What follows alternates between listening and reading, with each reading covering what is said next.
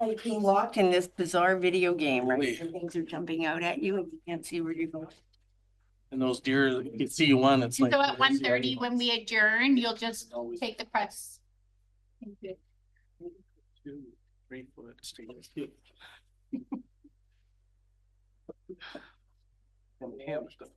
That's great, a little bit like. Goes into the back. I like that. Need a button over them when you see a cyclist. Yeah. Or not. All right. Recording in progress. Good afternoon, everyone, and thank you for joining us. I'm Michelle Jones, Corporate Officer for Cathcart Regional District, and I will call this January 7th, 2025 Finance Committee meeting to order. We would like to acknowledge that we are gathering on the traditional ancestral territory of the Tualatin Nation. As this is our first meeting in January, the first order of business will be to election of the chair.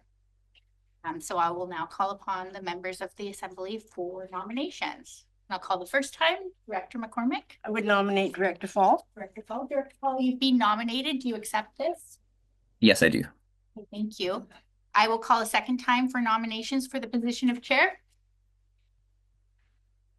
I will call a third and final time for nominations for position of chair. As no other nominations have been received, Director Fall is awarded position of the chair by acclamation. I'll now hand over chairing this meeting to Chair Fall. Thank you, Corporate Officer, and thank you, Assembly, for your confidence in me continuing with this job and trying my best to do it remotely. So we'll start off with the approval of the agenda. So we have an agenda before us. Are there any changes or that anyone would like to make, or would someone like to move approval of the agenda? Director Gisborne, Director McCormick, any discussion on that? Seeing none, I'll call the question. All those in favor? None opposed. Carried. Adoption of the minutes. So we have some minutes from December 4th meeting. Are there any omissions or changes anyone would like to propose? And seeing none, I would like to offer if someone would like to make a motion to adopt those minutes. Director Gisborne, Director McCormick, is there any discussion on adoption of the minutes? Seeing none, I will call the question, and I'll see Director, right, I'll make sure I can see Director Elliott up on the screen there. Any discussion on that? Seeing none, I'll call the question. All those in favor? None opposed, motion carried. Okay, we have a scheduled break at 1:30, so when we get close to that, we will maybe at 1:25, I'll or even 1:20, we'll talk about kind of slowing things down. We have no delegations and inquiries. We have some unfinished business. First up is the Fire Services Capital Asset Management, which was postponed. And there's 4 items. On the first one, I actually just email or sent in the chat to our corporate officer a proposed motion, which we can wait to get up on the screen, regarding the Lesquiti Island Volunteer Fire Department Capital Asset Management. And once we can see that, I'll see if someone is willing to second it so I can speak to it. You can see it first. Yeah, I'll wait till we can see it. Well, the one, it's not as long as the one in the agenda, but these are, big and complicated motions, so take a second for that to pop up on our screen.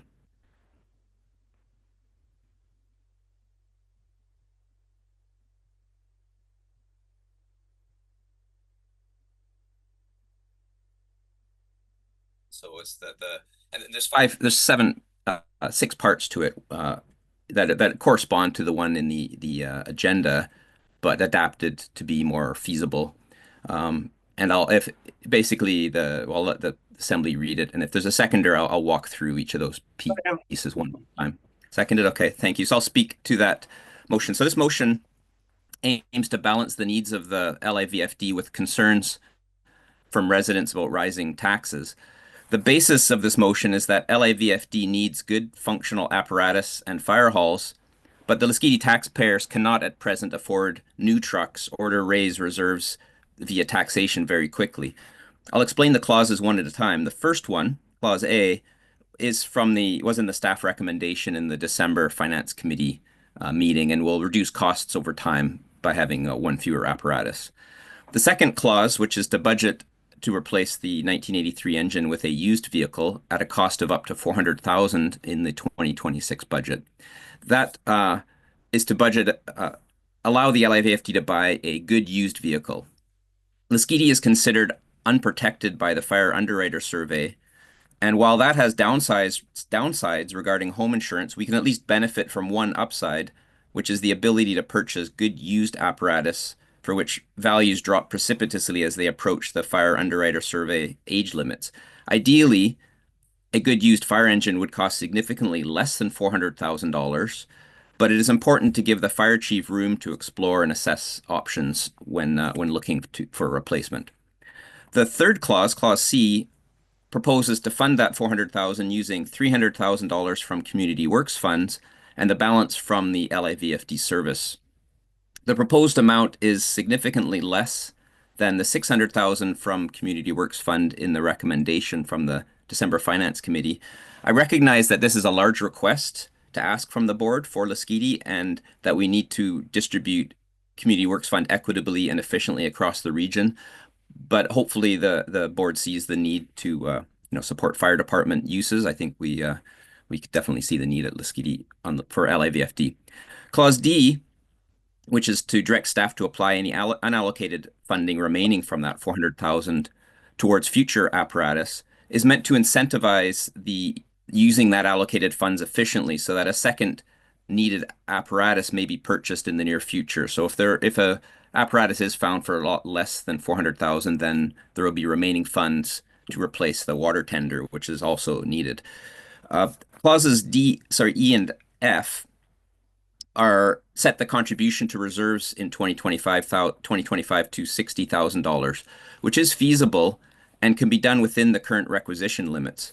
In the two town halls, I heard no appetite to increase the LIVFD requisition limit, which indicated that a referendum on this would likely be unlikely to succeed, and I am not willing to consent to increasing it on behalf of the LIVFD electors.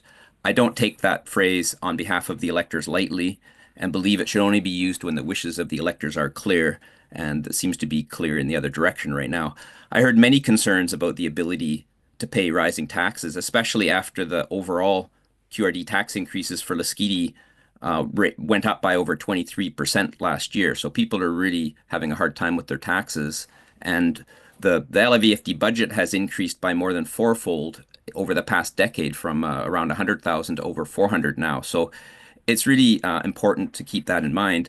I also heard that from some of the LIVFD members who attended that they told me that they were ineligible for health benefits that were allocated. So at least my understanding, and it's in the budget, that line item will likely result in a fair amount of unspent surplus. So there will be some surplus, and then there's still a little bit of taxation room at current.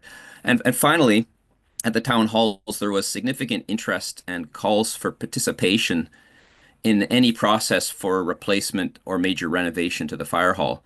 There was support for the establishment of a Lesquiti Fire Hall Revitalization and Renovation Advisory Committee, similar to the advisory committee that led to the renovation of the recycling depot on Lesquiti, which resulted in very significant savings on financial, social, and environmental costs compared to the alternatives and building a new transfer facility. Such a committee could include members of LIVFD and the public to research and discuss the remaining lifespan of the existing fire hall, requirements, options, estimated potential costs regarding design, renovation, location, and they could hold public consultation. So that's actually a feasible way forward, and that would be a way that actually would get support from Lesquiti Island rather than resistance. I think it would be really important.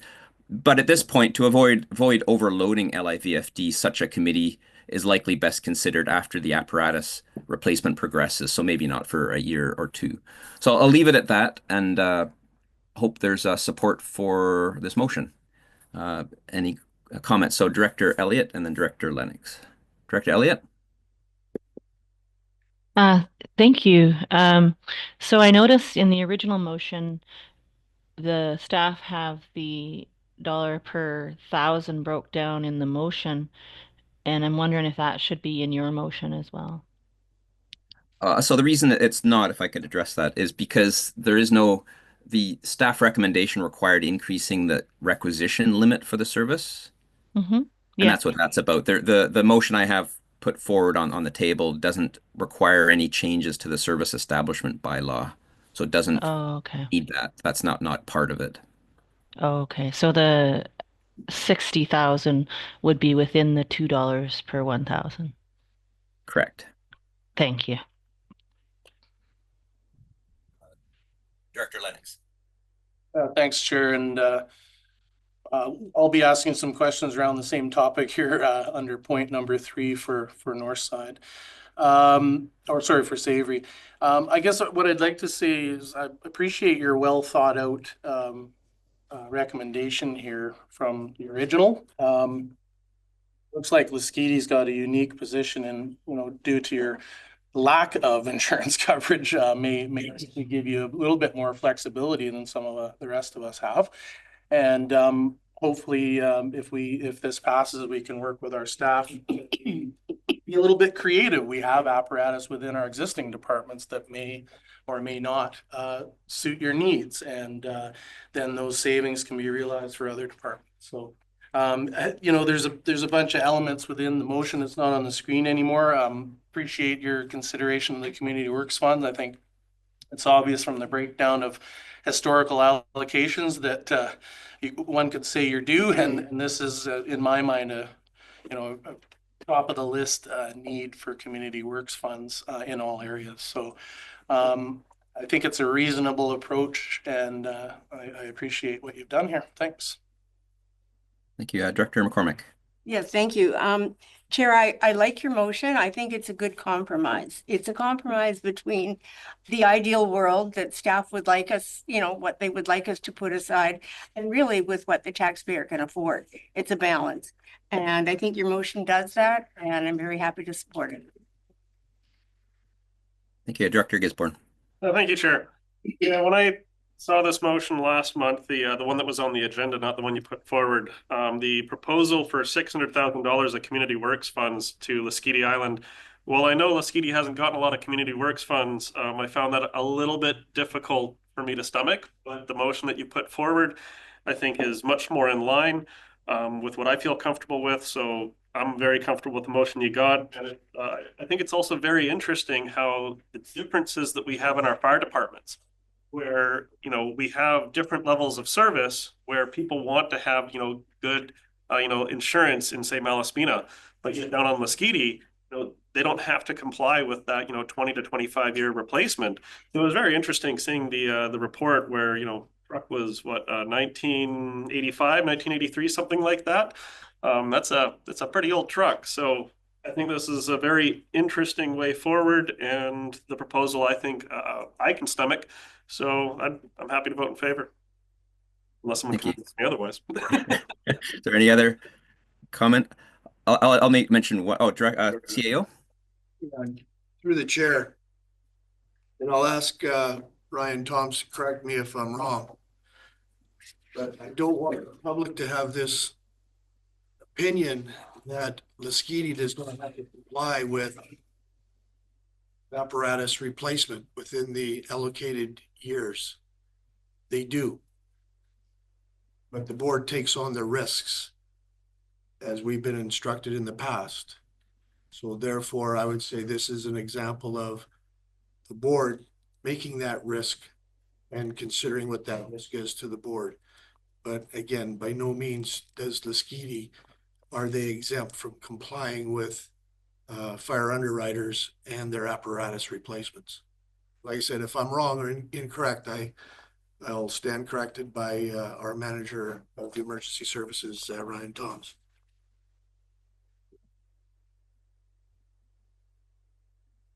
Ryan, Mr. Thoms, sorry. Yeah, I through the chair, I can correct that a little bit. The fire underwriter survey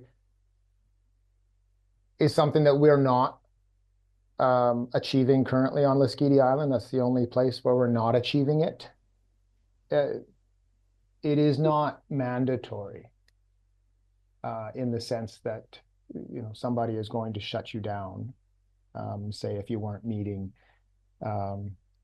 legislated requirements, but those benefits then don't come to your taxpayers, right? So that is it.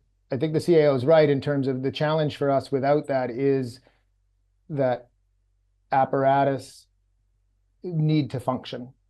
There's our liability, and those FUS requirements do fall in line, and our volunteers doing a tremendous job to keep 40-plus-year-old apparatus operating, but there does come a time where they get tired, and as even fire trucks that don't have a lot of mileage, as parts wear out, they get hard to replace. So there is liability 100% there, but it's something that we've been managing.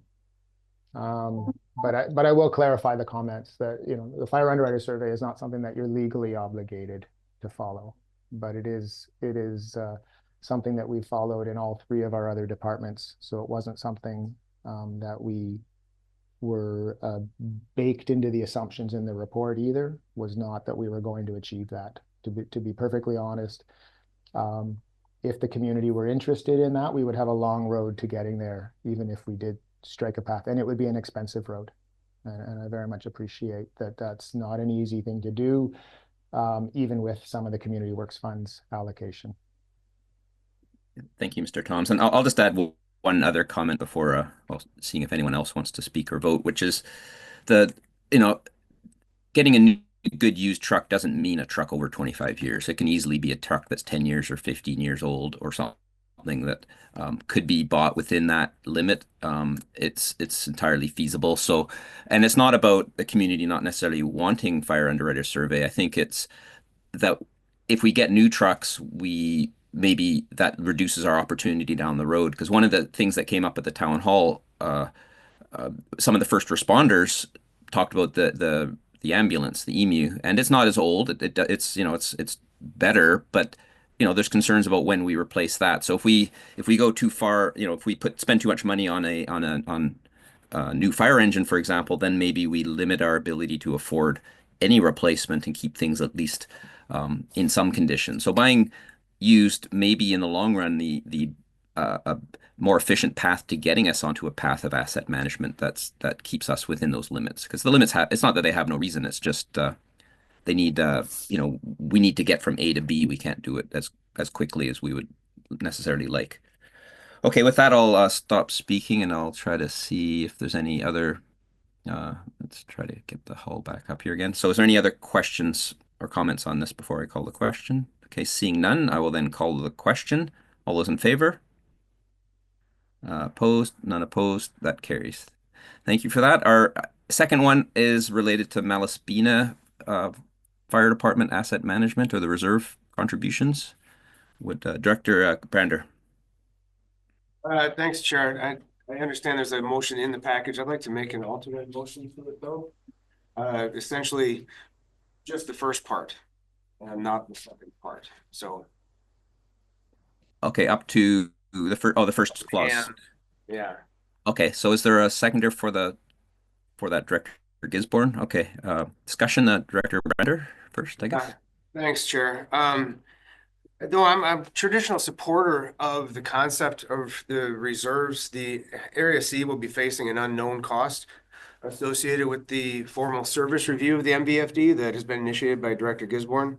And I just can't in good conscience subject the taxpayers to two significant tax increases associated with the fire hall reserves when there is this unknown cost in front of us. So I would prefer to stick with the one associated with the halls, and then at least for this year, put off the one associated with the fire apparatus.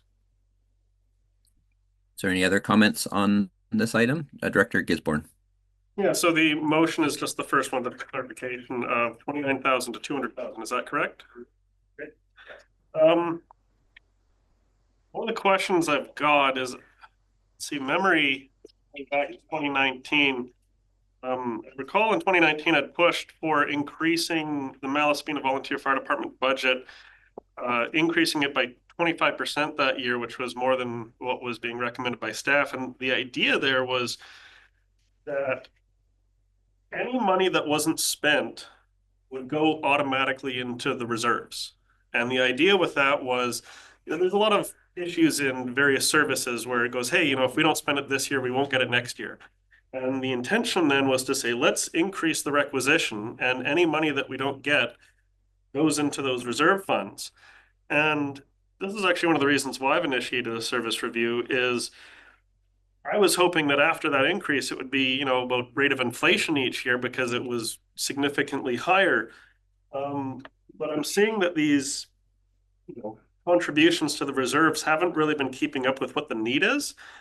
I guess one of my questions though is, we've had a bit of discussion around community works funds, and I guess this is more of a question for our manager of finance.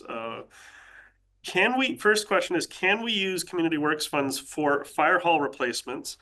And would it be possible to put like an annual earmark for community works funds towards our various fire halls? So that way, when the time comes, we can say, hey, we've already got, 400,000 or 600,000 of community works funds that's been earmarked for this hall replacement. Because if my understanding is that is what community works funds can be used for now. So I guess those are my two questions. Ms. Greenan? Yeah, Ms. Greenan? Thank you, Chair, through the chair. The board could earmark funds from community works towards replacement of fire halls. The only issue is that those funds have to be used within 5 years. As a 5-year rolling use of those funds. So the board wouldn't be able to save those for longer than 5 years. They'd have to reestablish that fund every 5 years. Okay. No, that's very good information. I'm not prepared to make a motion to earmark community works funds for a fire hall at this time. But I do hope that there will be more discussion along these lines when we have our fire department service review for, how do we make sure that the fire hall and the fire service is sustainable in the long term without having a significant cost to the taxpayers. Thank you. Thank you for that. Is there any further discussion on this item? Oh, Director Elliott. Thank you, Chair. I just have a question. Both the first and second parts of the proposed motion talk about increasing to reserve funds for Malaspina Fire Department. One is Reserve Fund 1 and one is Reserve Fund 2, and they both seem to be earmarked for apparatus. And Director Brandner had said he wanted to not increase taxation. They both appear to be increasing taxation, and they both appear to be for apparatus. I'm just wondering, what's the difference between 1 and 2, and how would you increase that contribution to 200,000 per year without increasing taxation? So I think I'll pass that to Mr. Toms, but the first one is about fire hall replacements, statutory reserve 1, and 2, statutory reserve 2 is for apparatus. Okay, perfect. Fire hall Thank you. replacement. But Mr. Toms maybe has comments on the other part of your question. Through the chair, I think you just answered the question. Just simply that within the Malaspina budget, those are 2 different statutory reserves. So the funds in the first one can only be used toward fire hall replacements, and the other one towards apparatus. And then how would you increase the reserve funds from 29,412 to 200,000 without increasing taxation? I believe that would need taxation, but maybe that's for Ms. Greenan to address. Yeah, so it was just that Director Brandner had said he would move the first part but not the second part because he didn't want to increase taxation, but they appear to both increase taxation. So I was curious about why he thought that would work. Yeah, I believe it's the part. Director Brandner, maybe you want to explain. Thank you. Through the chair, it was not about not increasing taxation. It was limiting the increase to taxation. Okay, gotcha. Thank you. Okay, is there any further, Director Gisborne? Thank you. Yeah, because this motion is only about fire hall replacement, statutory reserve. The second motion, which is not before us, is for apparatus. Now, we had a bit of a discussion for the Lesquiti item where the fact was brought up that if you want to maintain that level of insurance and that level of service for underwriters, you need to replace your apparatus with that 20 to 25 year time limit. We have an engine here that needs to be replaced in 2030. There's also a recommended replacement for fire hall number 1 for 2030 as well. Would it be possible to say hold off on replacement of a fire hall? Because I don't think we can hold off on the replacement of the apparatus. So that's kind of my question is, if we're going to pick one or the other, maybe it might be better to, pick funding apparatus rather than funding fire hall. Question to the manager: can we postpone replacing the fire hall in 2030 if we run into a budget issue, or is it similar to the fire truck where we have to replace the hall? I'll pass that to Mr. Thomas, but before I'll just point out the second motion part, which isn't on the table, would leave the contribution to reserve at 110,000, so it would still be 110,000 going into reserve 2 instead of 263. But Mr. Thomas might provide clarity on which one is kind of the timelines. Mr. Thomas? Thanks, Chair. Again, you partly answered. I would just point out that if I understood correctly, then we wouldn't be changing the 110. So at least you'd have the comfort of that going forward. However, I guess for the clarity to Director Gisborne's question, I could say that while the 2030 is a fairly hard number to maintain the fire underwriters survey standard in our apparatus fleet at Malaspina, the fire hall is something that, to be perfectly frank, we know does need consideration towards replacement, but we don't have that set, nor even a confirmed location. So, and you're right, it's not something that that has a hard stop, if you will. However, both impact each other. We've had to size apparatus carefully over the last few apparatus purchases simply because of the size of that 1970s fire hall. That's structurally fine, but built for another era of trucks. So one does impact the other, absolutely. But I think Director Gisborne is not incorrect in understanding that 2030 apparatus replacement is something that we would want to hold firm to. Director Gisborne? Yeah, in that case, I get the intention of trying to keep the tax increases for the MVFD to a reasonable amount. I would actually be more in favor of the increase for the apparatus statutory reserve, because in 2030 we have to replace a truck. As we've heard, the fire hall replacement is something that it would be very much beneficial to have a larger hall, so that way we don't have to be so constrained with getting the truck, because the one leads to the other. But I think one of the challenges that we've got out there is this discussion of a new location. I recall there was a proposed subdivision by Lang Creek. So 2030 may come and go and we still may not have that hall, but 2030, we got to replace that truck. So I would actually be more comfortable with reducing the amount, from 200,000 to maybe 60,000, and still having that increase for the apparatus contribution, because that's going to be a need. 5 years.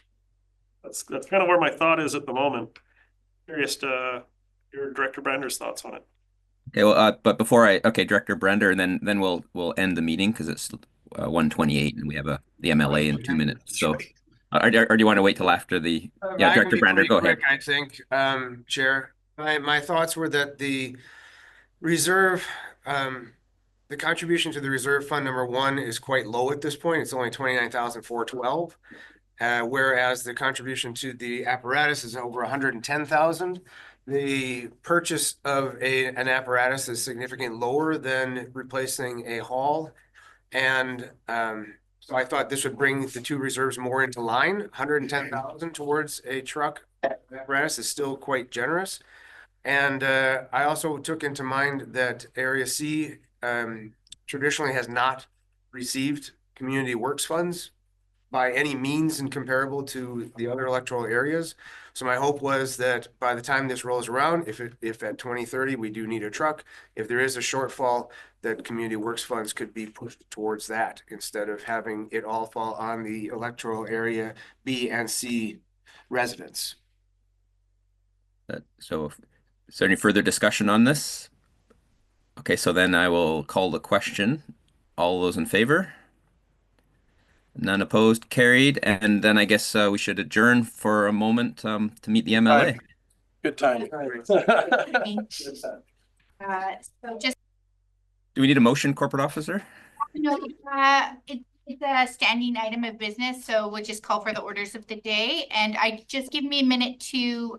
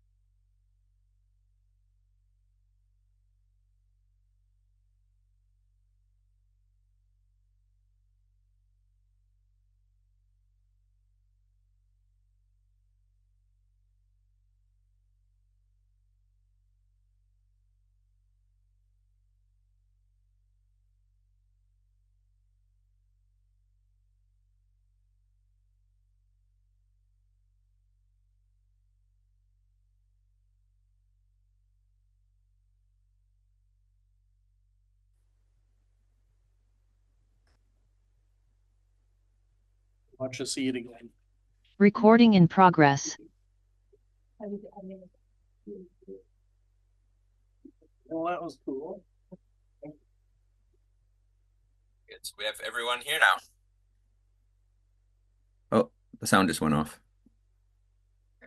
In session. Thank you. Okay, thank you. So we're back in session again, and we're on 7.1, continuation of our Finance Committee meeting agenda, which is 7.1 Fire Services Capital Asset Management. We've dealt with items 1 and 2. The next one up is sub-item 3, and I understand there's a clarification that Mr. Toms would have for us, and then I'll pass it to Director Lennox. Mr. Toms, are you? Yeah.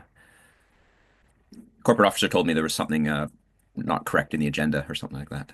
Yeah, thank you, Chair. I just wanted to point out that just clearly a typo had escaped us in the second paragraph of that recommendation on the third line where it says the requisition limit for the service from land, and clearly Savory Island got partially deleted. Okay, so the land should be from Savory So Island. please just recognize that, yes, as Savory Island Fire Protection Service.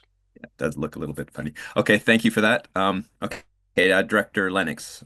Yeah, thanks, Chair. I've got a few questions here. Maybe you can help me work my way through because there's a bunch of ands here. I also noticed that in the third paragraph, it says December 18th, 2024 board meeting, so we may want to consider that. I guess maybe I have a question for Manager of Financial Services. I'm still fuzzy on this requisition limit, and I think people in my riding, my area would be asking the same thing. I guess maybe we could explain the current requisition limit increase to maintain operations. I know you tried to explain it in the report, but through the chair, maybe we could just have a discussion on that. Yes, passage. Ms. Second Green. paragraph. Yeah, Ms. Green, can you explain how, current requisition limit and then what this change means in the process, I guess? So, so right now, the requisition limit, the service establishment bylaw set a requisition limit for the service. And that's basically the amount that we are allowed to put $1,000. And currently it's set at 0.6369 cents for $1,000 of assessed value. And that limit's been in place since 2020. And with the assessment values increasing, there's a requisition limit but only by 25%, but 25% over the baseline value. I'm having a really hard time hearing. I don't know if anyone else is, but I am. Yes, I am as well. Good. Oh, there, okay. That screen my neck. Thank you. So the 25% requisition limit increase would not provide the regional district with enough value to support the service at the level that it's at. So what we're recommending is that the requisition limit be increased so that we can support the service.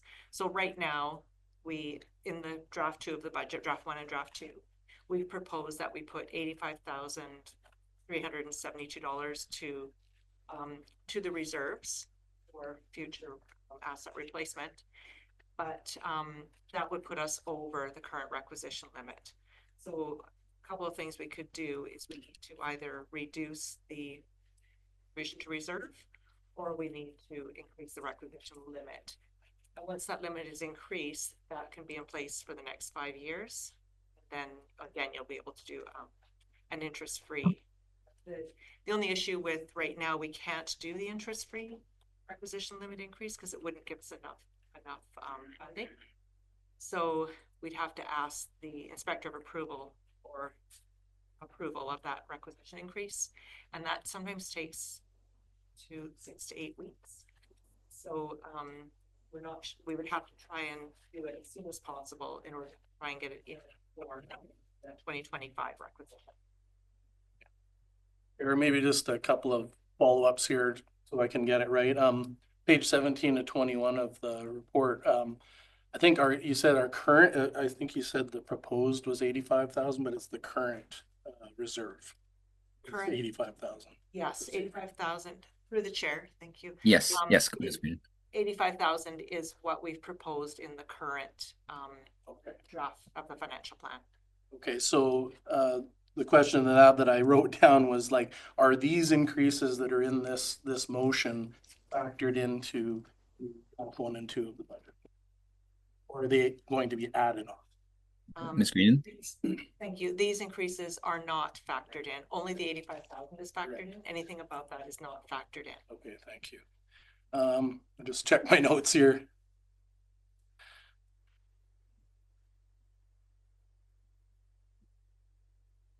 So you've answered my questions on that. I guess another question would be if we were to not vote for this increase, how would that affect operations for Savory Fire Department? Ms. Greenan? Thank you, Chair. I think that would be best to direct it to Ryan Thomas, the manager. Okay. Mr. Toms? Yeah, if I could through the chair, that's a fair question. But everything that funds our local fire protection comes from local taxpayers. So if we don't have this requisition limit increase, then I guess depending sort of where our maximum requisition is, we just have to work within that. We get very little funding other than a small amount of training grant funding from the province the last few years. We would have to reduce either some of our capital reserves or some of our annual operations.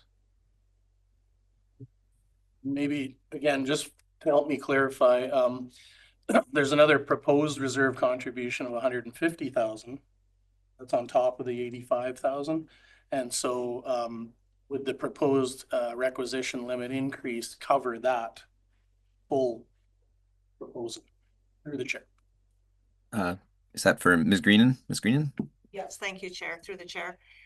Yes, the proposed 1.221 would cover the full optimal requisition increase. And finally, because it's relevant that if we were to choose another amount other than the recommendation of 150, should we or could we reduce the amount of the requisition to meet that commitment, not go above that for the full 1.221? Ms. Greenan? Through the chair, yes, the board could choose a different contribution, but anything above the 85,000 would require a requisition limit increase. So we outlined in the report there is another option. We just chose a different option that's kind of a compromise. I see that. Yeah, and then that requisition limit. The other option the board could choose is to increase the requisition limit, but that doesn't mean that we have to requisition up to that limit. We could potentially even, you could have that limit. You don't have to leave it for 5 years. You could leave it for 10 years if the board chooses. Thank you. Through the chair, that answers a lot of my questions. Just an FYI for, there's some ands here, so I'm not sure if we should look at them separately, Chair. Some of them may be connected, but I think they can also be done separately if, although I think the first, but I guess the first clause, and I can clarify maybe with the corporate officer, she might help with this. Seems like if the first one went, that's kind of goes with the second one. I mean, they kind of maybe tied together. The amount of the contribution to reserves is linked to the requisition limit because they're limited by it. In other words, if you imagine if you pass the first one but not the second one, well, then you're in a limbo. Thanks, Chair. So that you kind of, I think you understand my intent. I have an alternate motion as far as the first paragraph there. I'd like to change that to $100,000. So change from 85,742 to 100,000. Okay. So that, well, let's get the motion first out. Thank you, Director Gisborne. So the first motion would have 100,000 per year. Instead of 209, we'll put 100,000 in there. And right. Then second paragraph there, I'd like to match the requisition request to that $100,000. So whatever it takes to increase to meet that. Is my understanding is I have to increase the requisition limit to do anything here. Right. So maybe I'll ask that as for Ms. Greenan because it's calculating on the fly. So is it possible to calculate Sorry about that. right that what that would be in terms of the numbers for the second part, the requisition limit to a corporate officer? Oh, yeah, I was just going to say that what we could do is determine the limit and make sure that it's correct at board level. Okay, right. So maybe the second clause could say The required not have a number, but just say requisition. the amount to meet, the okay. Does that make sense? Well, I think Linda was just about to say she had it. Oh, okay. Oh, I see what you mean. Like if it's not if it gets adjusted if the That's on the true. fly math. Sure. What the options? Whichever way makes it easier. So I just had a question. Okay, while Ms. Green is doing that, So if you match the requisition increase to just meet the current request, that means you'd have to increase your requisition every single year in order to do it that way. If you made your requisition increase to something that might accommodate additional years' needs, you may not be required to do that every year. And just wondering about the wisdom of matching that versus picking a requisition that might be more accommodating for multi-years. yeah, I mean that's a fair point, and it's a kind of if you hit right on the that you're squeezing it, and then maybe it needs to be done again next year. Well, and the requisition isn't what sets your taxes, it's your actual use of what you're doing that year. So the setting that at 100 would be what's setting your taxation. Your requisition limit just is what you're allowed to do without changing your requisition limit. And I wonder, is there a voting process that has to happen if you're changing your requisition level? So if I understand, and Ms. Green can help. So I think on the 2 points, one is we'll get the number from Ms. Green and then let Director Lennox make his motion with that or with a revised number. And in terms of the process, I'll maybe the corporate officer can help. But my understanding is there's 2 steps. One is the board needs to approve increasing the requisition limit because that's changing the service establishment bylaw, and then the either the electors have to approve it through a referendum or an alternate approval process, or the regional director has to approve it, the participants on behalf of the electors, and that goes together, and that would be a separate letter that would be signed by Director Lennox. The corporate officer, maybe you can, while we're waiting for numbers, you can clarify that process a bit. Thank you, Jerry. I think you touched base on all of them, but what you need clarity on? That is what would occur. Yeah. Okay. Ms. Greenan, you have numbers. Thank you, Chair. Sorry, I don't have my workbooks in front of me, but I did want to say that we did have, one of the options that we did have in the package was to increase the current year contribution to $150,000 per year. And while you want to increase it to $100,000 per year, we could do that. But then I would recommend that you still increase the requisition limit to the 1.1110. As Director Elliott pointed out, that does give you a little bit of leeway then if you do decide to Extend it, yeah. yeah, either that would help to carry us through the next 5 years. So even though that doesn't exactly match the 100,000, it would, I think that's a good recommendation to do the 1.1110. Okay, that's the figure. Thank you. $1,000. Okay. And that affects, like, if property values go up at a given, if you're right at the squeezed at the limit, if property values do not go up, then the service can't get anything more if costs go up. So thank you, Chair. This is good information for both me and our taxpayers about how these requisitions work. And I think you can see the intent. I don't want to burden people unnecessarily, but I'm trying to take a little bit of action on some of these. So I guess my, through the chair, yeah, I'd like to go with the manager's figure of 1.110 per 100 per 1,000. Thank you. And are you moving also the other two clauses at the same time? Yes, with the change, With the of course, change. to our board meeting there. Okay, so to clarify what's been moved, and I'll take Director Gisborne's second. I'll see if he is still seconding it. Yeah. So Yeah. it's the first clause, but with 100,000. The second clause with whatever number, 1 point, whatever. 1.0. Yeah, that number. And then the third clause, but replacing December 18th, 2024 with our board meeting in 2025.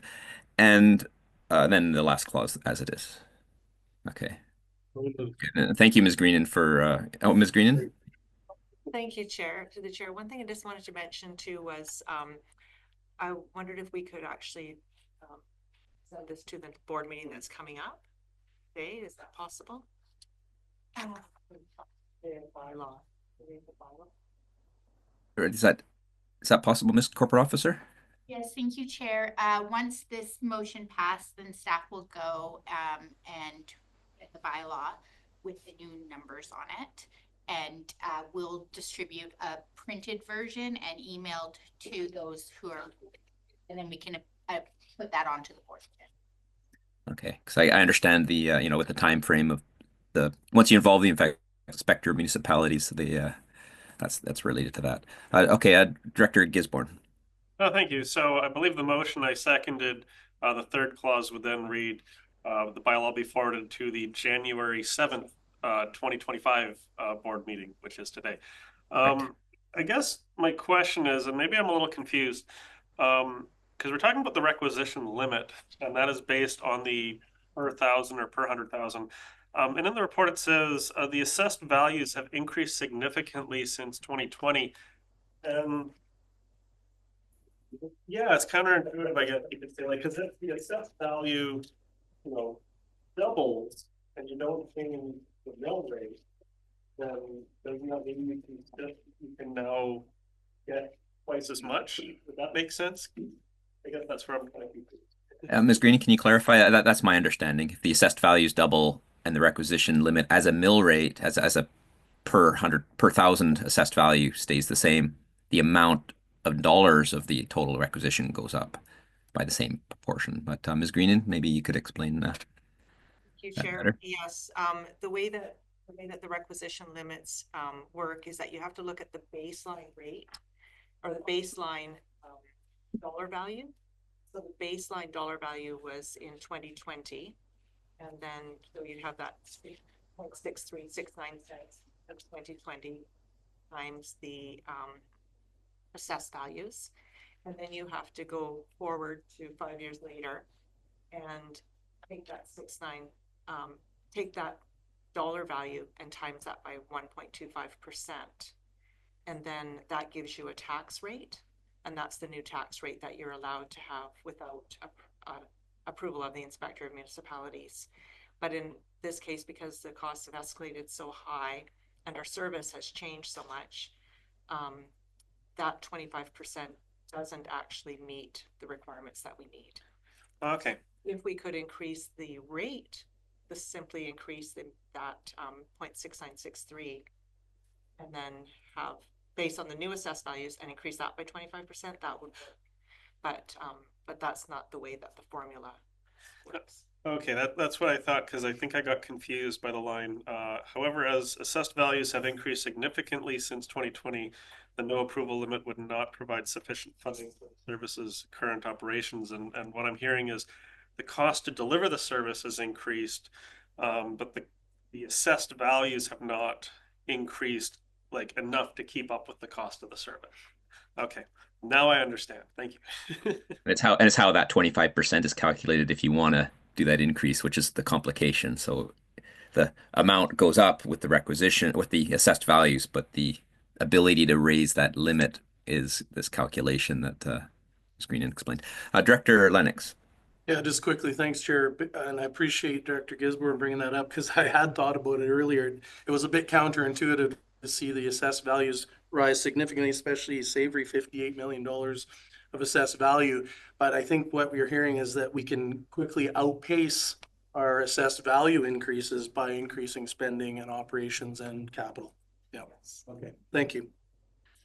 Okay, very good. Do we have any further discussion around the table on this motion? Everyone comfortable with it? Okay, I'll call the question then. All those in favor? None opposed. That item carries. Okay, number 4, which is the Northside Fire Protection Service. Director Lennox. I'm going to move with a new amended motion, please. Okay, I'm going to have a figure along the same lines as our last discussion. I'd like to change that to 50,000, from 1.8512 to 150,000, 150. with So the same intent as before. Okay, But we don't have to worry about the requisition limit this time. within the cap. Director Gisborne, is there discussion on this? Director Lennox. Yeah, just quickly, been in my couple of years struggling with these, significant increases in our budgets every year, and trying to strike a bit of a balance here. Northside especially has done a good job prior to my time of new halls, new trucks, a tight department. Very happy with that, and but looking down the road when I'm done, we still have to plan here, and the report's very clear that what we used to plan for fire trucks, especially with our commitments under underwriters, isn't going to cut it anymore. So I'm just trying to chisel away at that, but really not take a big bite at it while we're still seeing these pressures that we have. Thank you. Is there any further discussion? Okay, seeing none, I will call the question. All those in favor? None opposed. That carries. Okay, very good. Those were tough ones. On to 7.2, which is the postponed from our December 4th Finance Committee meeting on general grants and aid.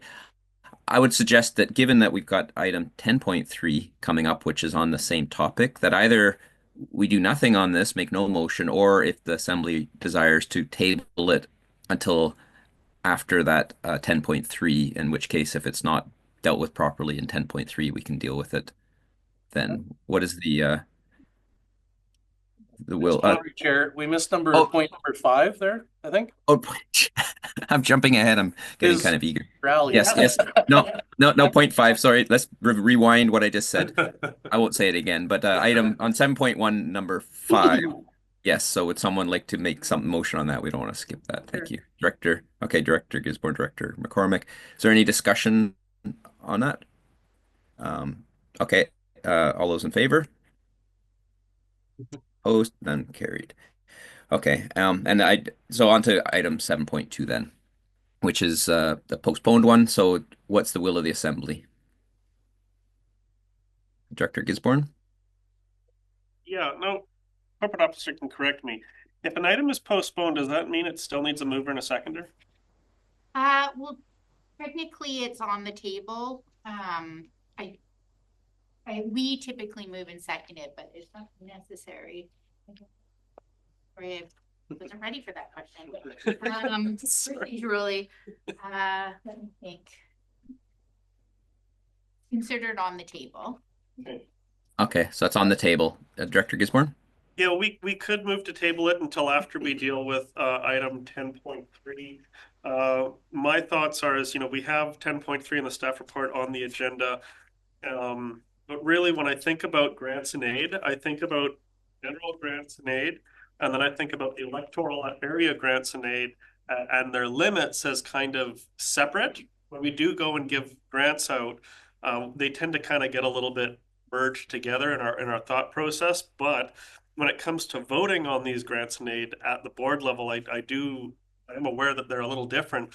And the reason why, I'm fine with dealing with general grants and aid first, is it kind of sets kind of where we are and where we've been, because one of the challenges that we always run into is when we go to distributing grants and aid, general grants and aid seems to disappear the fastest. And then we end up having to kind of shuffle around what's left in electoral area grants and aid to kind of make up the difference. But it's kind of up to the Assembly of what they'd like to do. If they want to table it until after 10.3, I'm fine with that. Any route to get you across the mountain, right? And just to be clear where we're at, if it's on the table, then there's discussion on this item unless someone makes a motion to do otherwise. If the discussion ends, then I'll be calling the question on the item before us because that's what's on the table. So discussion, Director Elliott. I would be supportive of tabling it till after 10.3. I think the conversation at 10.3 is relevant to the decision on this one. And so I like that suggestion. Okay, is And that then a motion to table do it? that? Okay, Director Gisborne Yeah. is the seconder. Okay, discussion on tabling. Okay, I'll call the question. All those in favor of tabling this? Carried. It's unanimous. Okay, so that's tabled to 10.3. There's no correspondence, so no business. We're on to reports. First item is 10.1, the Community Emergency Preparedness Fund Emergency Operations Center and training funding. Is there, what would the assembly like to do with that? Director Gisborne, Director Branders, moved and seconded. Is there any discussion on this item? Seeing none, I'll call the question. All those in favor? None opposed. That's carried. It's great. 10.2 is our financial plan draft 2, and I would first want to hand things over to Ms. Greenan if she has a presentation or other information she would like to present to us, and then we'll have a round of questions before we make and motions to make amendments. Ms. Greenan? Thank you, Chair. Through the chair, I do have I made a short presentation because I thought it might be a longer meeting with me.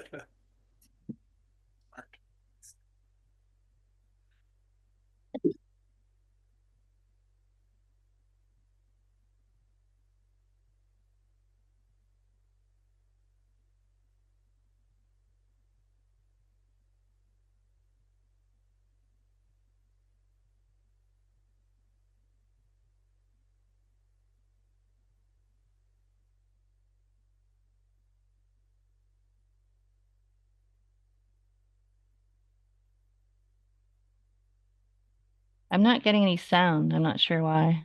We're just not talking. Sorry, We're just waiting. Oh, okay. We're just being very well behaved. Oh, that's so weird. Very unusual. Sorry. So, thank you, Chair, through the chair. I'm pleased to present draft 2 of the 2025 to 2029 financial plan for the Cathet Regional District. During the presentation, I will again review the assumptions.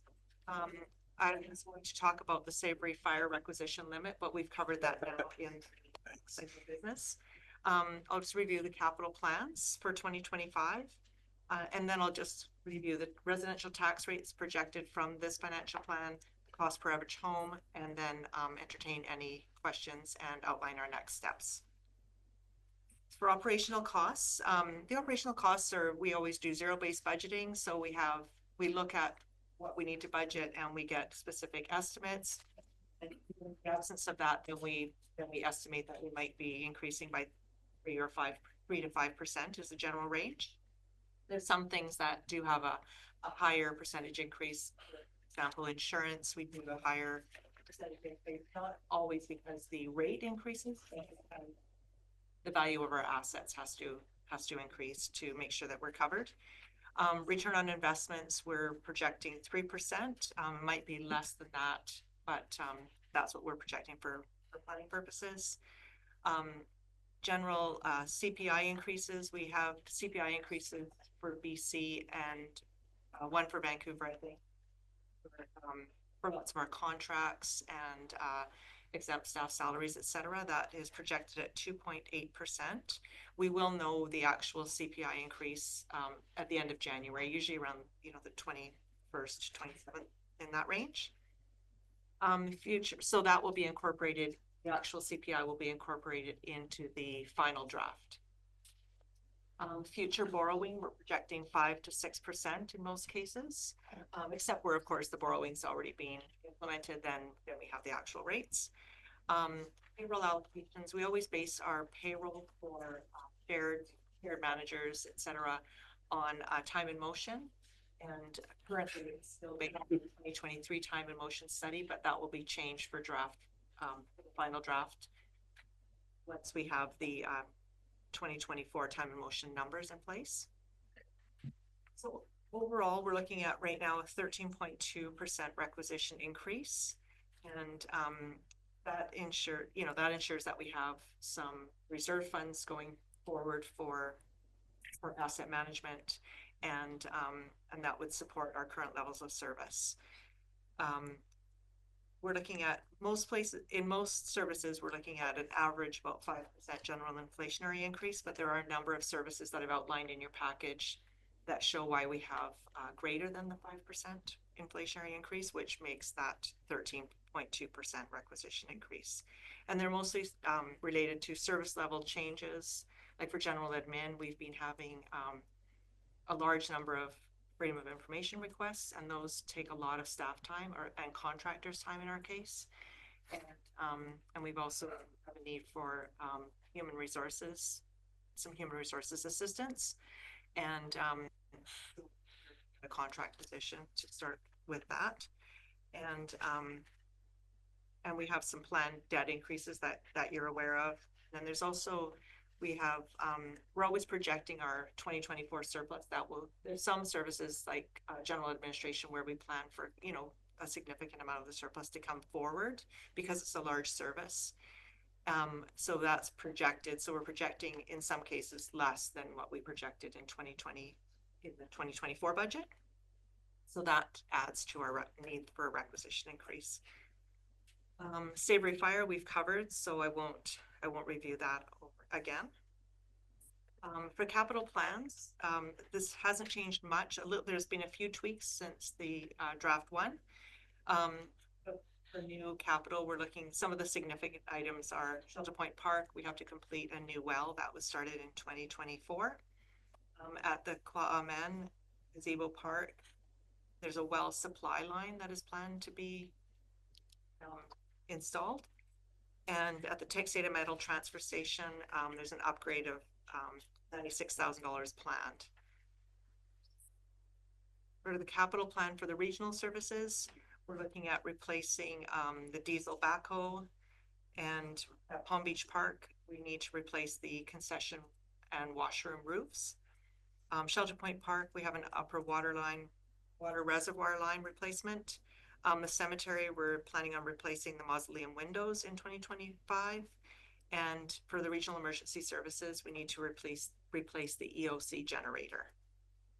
As far as I know, they're going to replace the mobile generator with a stationary generator. Capital plans for the electoral areas for new services is 4.59 million. And the largest one, of course, is the upgrade expansion of the Northside Recreation Center, which is largely grant funded.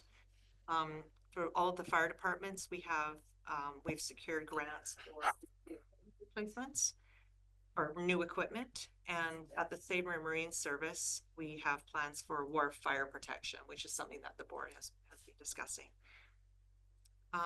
The capital plans for the electoral areas, there's replacements of $1.47 million. Malaspina Fire Department, they have to replace the wood deck at hall number 1, and they're replacing their SCBA apparatus. The Mesquite Volunteer Fire Department, they're replacing the drying cabinet and some water tanks. Savory Volunteer Fire Department, they're replacing engine 21, and this draft has the costs updated. The first draft, the costs weren't correct, so they're corrected now in this draft. Northside Volunteer Fire Department, we're replacing engine 13, and also at Northside Volunteer Fire Department, they're replacing the turnout gear washer and the SCBA apparatus.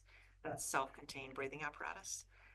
Lund Sewer, they're replacing a pump, and Texada Recreation, they're replacing, I understand, some of the tennis court equipment.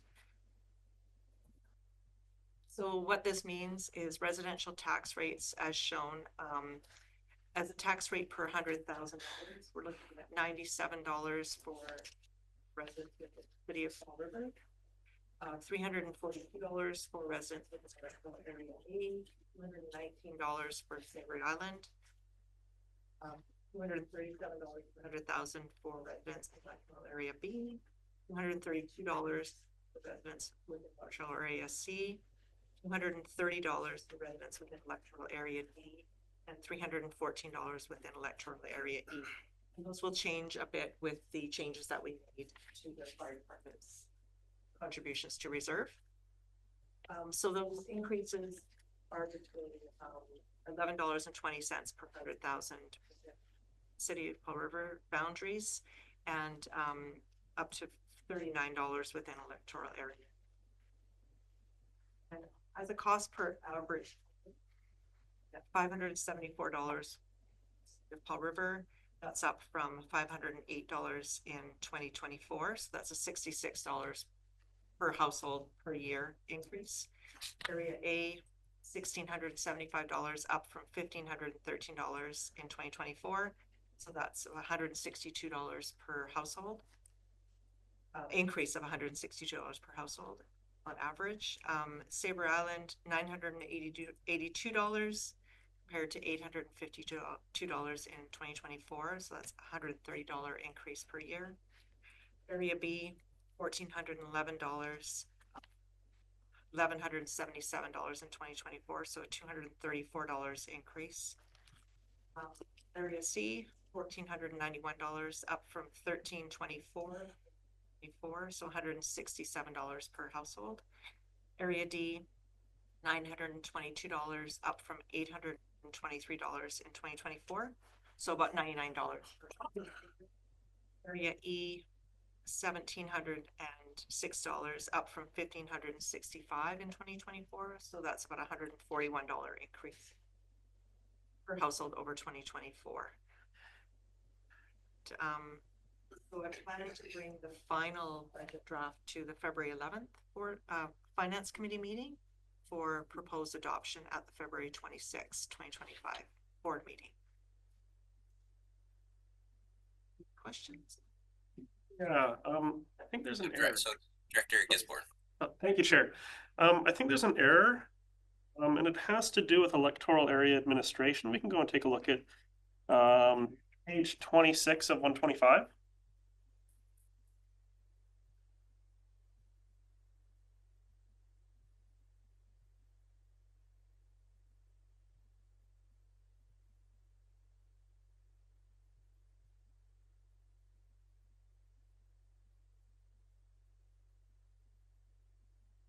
That's the electoral area B.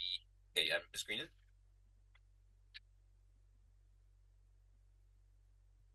Sorry, I couldn't hear you, but I think I know you said it's green. Thank you, Chair, through the chair. Yes, I think what Director Gisborne was referring to is, and I meant to mention it during my presentation, is there is a $80,000 in electoral area B general administration for electoral area administration for the proposed cost of the service reviews. We don't know how much those will cost, but we put that in as a placeholder, and we are looking into, how that's the proper way to actually allocate that into the budget. So we will get back to the board for draft 3 with an answer on that. Carry on, Director Gisborne. Oh, thank you. Yeah, the reason why I think there's an error is the letter that we received from the Minister of Municipal Affairs says, quote, "The costs of running the service review process are shared by the service participants as part of the service costs," end quote. And that's something I had clarified with ministry staff before initiating a service review, and they clarified that if the director initiates a service review, it's not borne by that electoral area. It is borne by the service that is going through the service review. So whatever costs arise from the service review will be split up between the MVFD for that service review, the social planning service for the social planning service review, and the sub-regional recreation service will also be borne the cost for the sub-regional recreation service review. And what that cost is, I know there's an estimation here of $80,000, but that would really come up to the board for how the board wants to do the next steps of the service review. There is the option to, say, amalgamate the service review for sub-regional recreation and social planning, but then that cost would essentially be borne through some kind of ratio between the two services, or it would be social planning, of course, and that means Texada and Lasqueti Island would then be jumping in on board with the costs, and I'm not sure if they would really be on board for that. I can see a shake from Texada. But how the board wants to proceed with the service reviews is really what determines the cost, but the costs are not borne by area alone. They are borne by the services that are having those service reviews. And that's what's outlined in the legislation, and that's what's outlined in the minister's letter. So I would actually propose an amendment to the draft 2 to actually remove the $80,000 from the Area B taxation, because otherwise it really skews the figures and it creates something that is inconsistent with the legislation and what the minister has sent us. So I think Director that's one Gisborne, way to.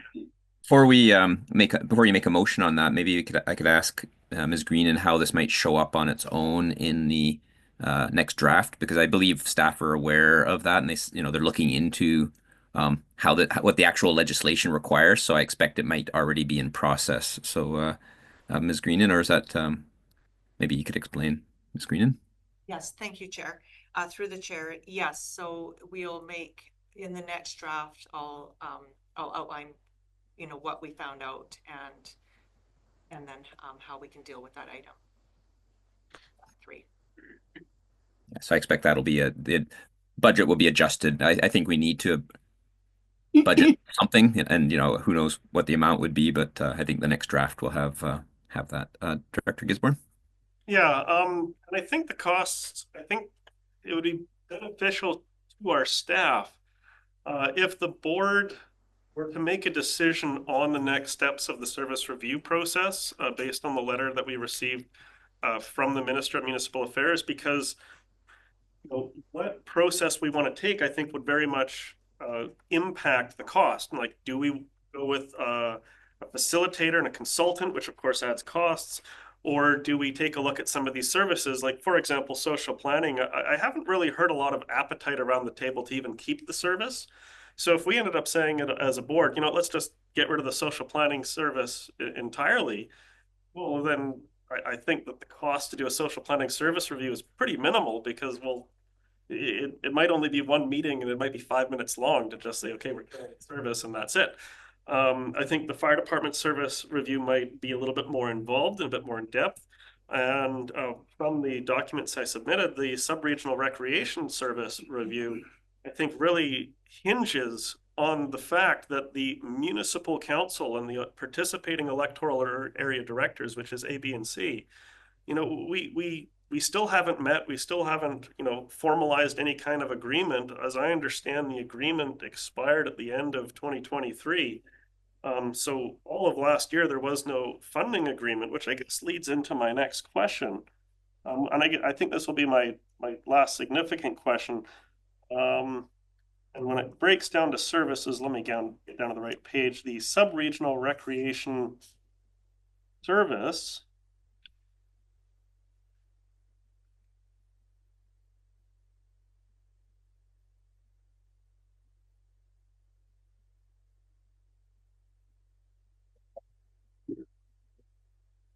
Here on me. Yeah, here we go. This is page 97 of 125.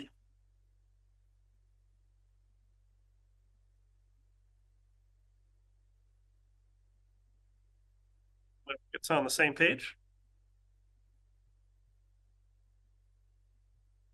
And when I take a look at it, we had a requisition in 2024 where it increased from, I think, about 178,000 to 234,000.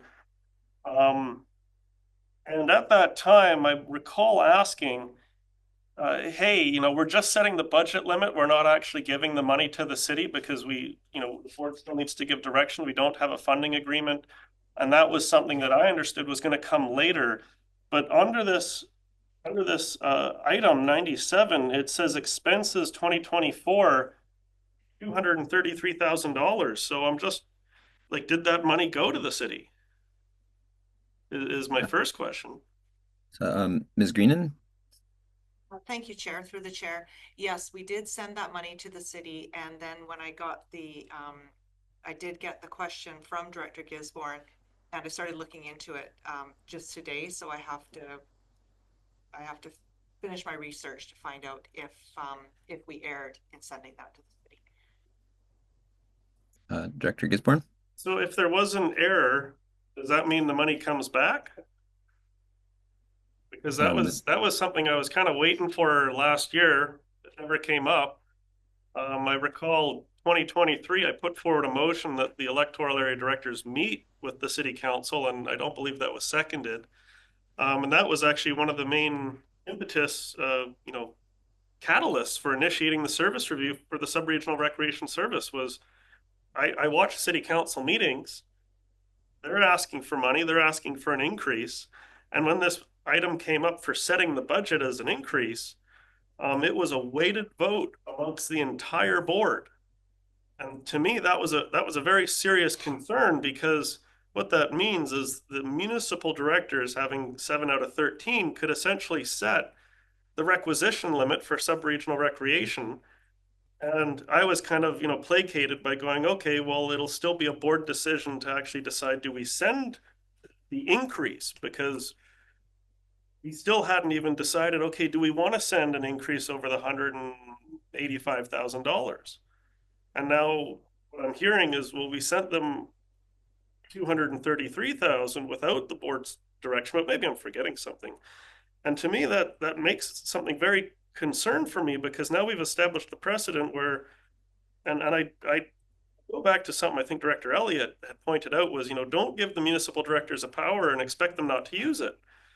Because if I was sitting in a municipal director's position, I would put forward a motion and say, well, let's go to the maximum of, I think, 320,000, get that passed through the board, and then that money will just show up in the municipality's bank account. And that's not the intention of the service. So if that is what's going on, I think that's just going to add fuel to the fire of what's going on over when we do our subregional recreation service review. Because if that's the case, I'm hearing from my residents that they're going, well, that's not fair, that's not equitable, that's not respectful. And they're now going, well, maybe we should start pulling out entirely. Because it comes down to taxation and representation. And I don't want the municipal directors being put into that position where I know that they would get pressured from, municipal taxpayers going like, hey, you can lower our taxes by, throwing your weight around at the regional district. And I don't think that's a way to, build friendships and work together over here. I think that's how we can get back into a lot of infighting. So I want to find out what happened with that, but I guess I'll find out soon enough. It sounds like Ms. Green is looking into it, and I saw the CAO had his hand up. Oh, no. Okay. So, okay, further discussion on this. So I see Director Elliott and then Director McCormick and then Director Lennox. So, okay, Director Elliott. I'll keep a speakers list here. Go ahead, Director Elliott. You're on mute. Director Elliott? Okay, Yeah, sorry. It took me a second to find my unmute button. Thank you for that, Chair. I think the recreation service and the way the city manages the recreation facility is in dire need of conversation between our board and the city council. Most of our assessments and advice coming from our CFO over at the city is that the contributions coming from the region are below what is equitable for all users. If we considered it a service area or a service and included all of the costs that are required to run the recreation center, the contribution is well below what the areas should be contributing.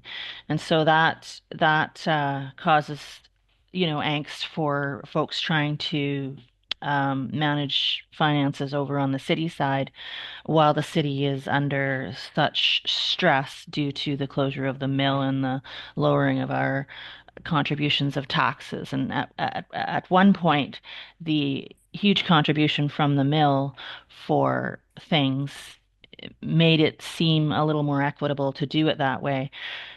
So I'm wondering if we should be sort of starting a different process other than the one about the financial plan to get reports around this issue and direct staff to bring back a report that we can use to initiate conversations with the city around this this recreation center. And I would even want the option of maybe making it a regional service and owned by the regional district as opposed to the city, and whether the board would have an appetite for considering or looking at that. Thank you. And I just maybe convert that to a bit of a question, and maybe for our CAO or corporate officer, but I'll ask the CAO and see what he does with it. So we have this.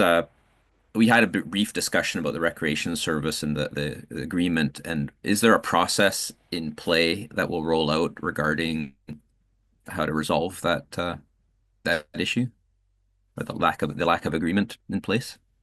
It's called a service review. Yeah. Or well, that's a question for the CAO, because we've had discussion outside the scope of the service review.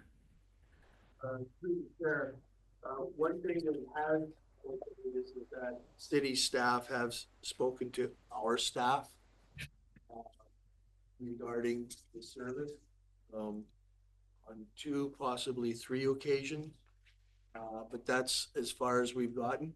With all due respect to the city staff, I think they've got a lot piled up on their docket, and I think it would be maybe a difficult time when perhaps it would require some persuasion to free up some of their time to talk to us about the recreation agreement some more. But there has been some initial conversation about how to move it along. Hopefully that answers your question. Yes, thank you. Okay, so next on the speakers list is Director McCormick. Thank you, Chair, but I think Director Lennox is actually before me. Okay. I have a general question and then some specific questions.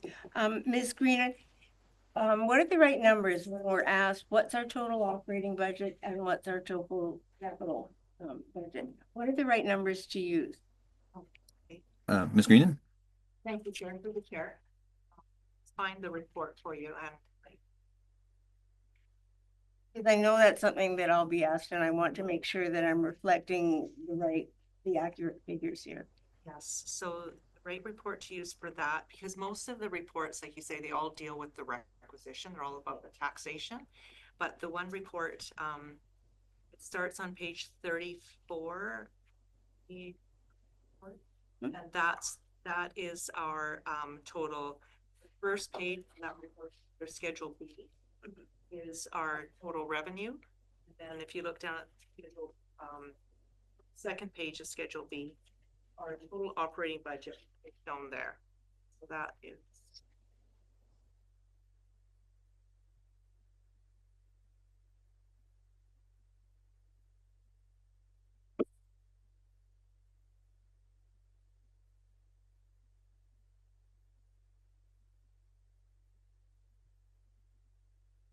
$17 million.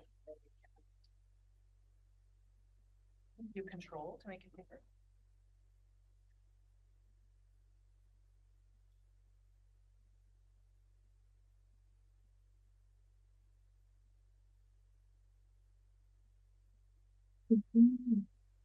Oh yeah, so at the bottom, on that page,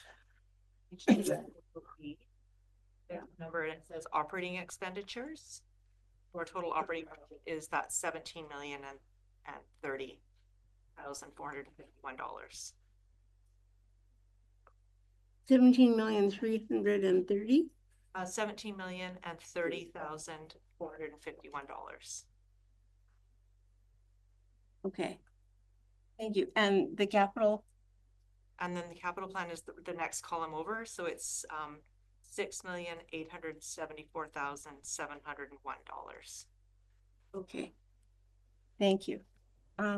So related to some specific questions, page 33 of the report, the Texada Island Rec Commission, I see that there's an 88,000 expenditure for community hall, and I'm just wondering what that's for. Ms. Greenan?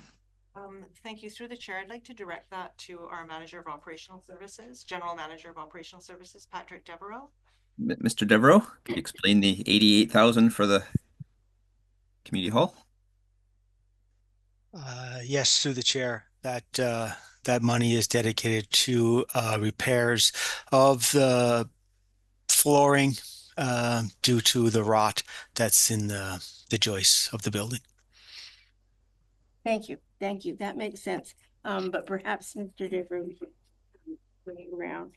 On page 37, looking at regional parks, and I see a capital expense of 404,000, which I couldn't find on the capital plan anywhere. So I'm just wondering what that's for. Mr. Devereaux? I'm not entirely sure. Ms. Grennan may correct me, but I think that's the park acquisition fund. Ms. Greenan, so that's on that 404, 600 or 500. Yeah. Yeah, thank you, Chair. Through the chair. Actually, what that is that's all of the parks together. So it's the total, 404,000 is the 2026 capital budget for all of the parks. So if you look at the capital plan, which starts on page 29, or sorry, page 30 of the package, right? Then you see in the 2026, there is a number of capital projects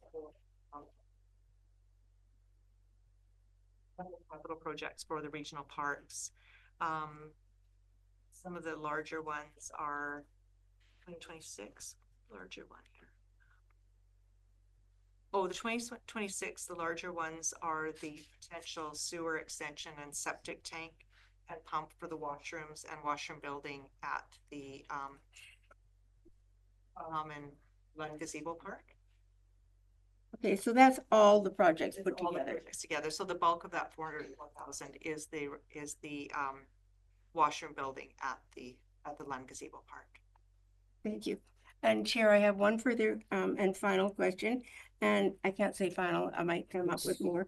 Regarding the Texas Airport, referring to page 119, I see that in the non-statutory reserves for both the runway and the fencing, under operating expense, it says 30,000 toward runway, 5,000 toward fencing, but under capital revenue, it says 27,000 for runway and 4,500 for fencing. So I'm just wondering why the difference between what's being taken out of the operating budget and what's being put into the capital revenue. Ms. Greenan? Is there like a service fee or something, or? Thank you, Chair. I'm just have to look that up.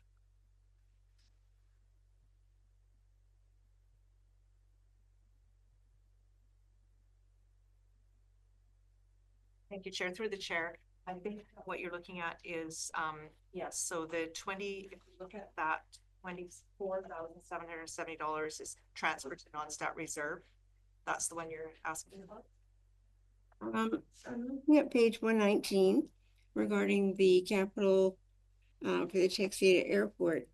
And it says under the operating budget shows a deduction of 30,000 rather, for the runway and 5,000 for the fencing. But in the capital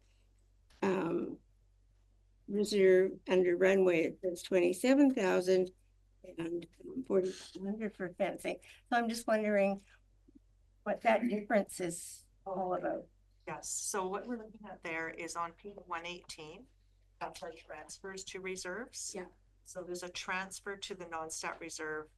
For example, for the fencing, there's a transfer of $5,000 to the non-stat reserve. Yeah. So then what you're looking at below is I'm just showing the estimated amounts of the total reserve in that spreadsheet. So what that is the $5,000 contribution is made up of a transfer from operations and interest. So the two together. And the what?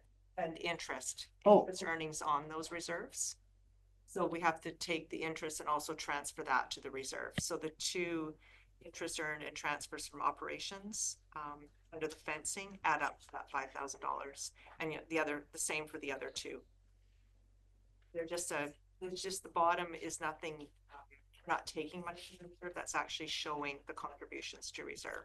Right, but I'm just wondering, 30,000 became 27. Where did the other 3,000 go?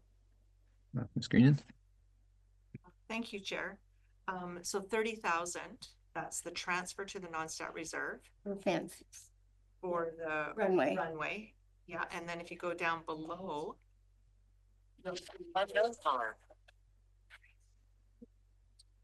That's made up of an actual $27,804 and $2,196 from interest. So that's the 30,000. It's just showing it in two parts, interest and the actual contribution from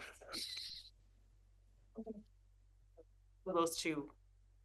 Showing it. It's an Interest is included in that 30,000.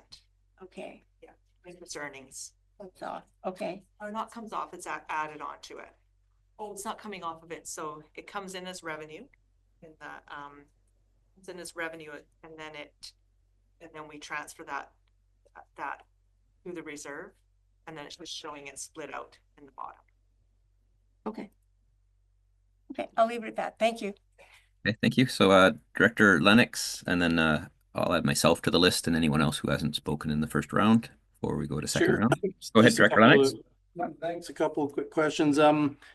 Probably for Mr. Devereaux through the chair. I see the diesel backhoe on there. Not that I'm not one to want to know, get a new backhoe, but what condition is our current backhoe in, and could we extend the life of that? Mr. Devereaux. Through the chair.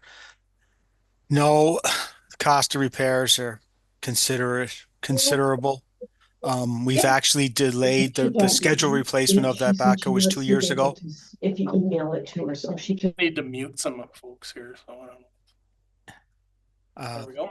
Yes. So again, through the chair, repairs on the backhoe are significant, not worth investing with the hours we have on that machine right now. We have postponed the replacement of this machine. It was scheduled to replace 2 years ago, and we've pushed it forward to 2025 from 2023. Thank you. Just another quick question from Ms. Green, and probably through the chair. You mentioned payroll allocation will change, but should I assume that doesn't change the cost of overall payroll through the chair? Ms. Green. Thank you, Chair. Yeah, through the chair. So the payroll allocation, all that does is the cost of payroll overall doesn't change, but what that might do is it might change some of the salaries that were being budgeted. For example, they might have been budgeted to do work on Sabre Island Marine Service, but instead they maybe are doing more of their payroll might get allocated to Lund Water or Lund Sewer Service. So they get shifted around, and the impact isn't usually extremely significant. So it won't change the requisition overall. It just might change where the requisitions, a bit of where the requisitions come from. Thank you. And just a final question, probably for Mr. Devereaux through the chair.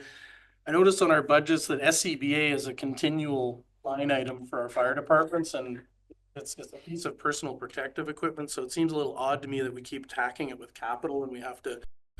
Seems like we know how long they last. I think you know where we're going. Maybe you can explain to people, because they've had this asked of me, and I've wondered it in my service career as well.